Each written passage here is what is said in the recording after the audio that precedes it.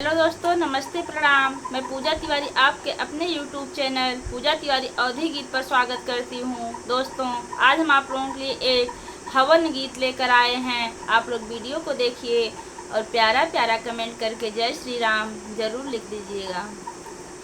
कहवा से आवे पाँचो पंडा तो कहवा से ब्राह्मण सखिया कहवा से आवे भगवान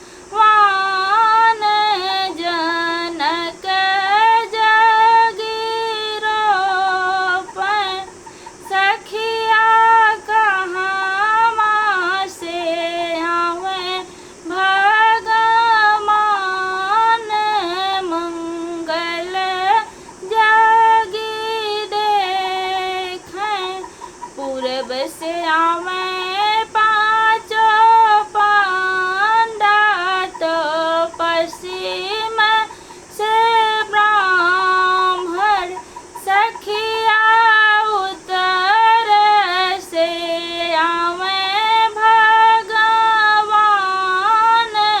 जनक जगीरोपण सखिया देवलोक से आवे भगवान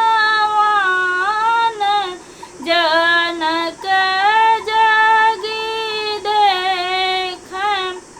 कहवा बिठाई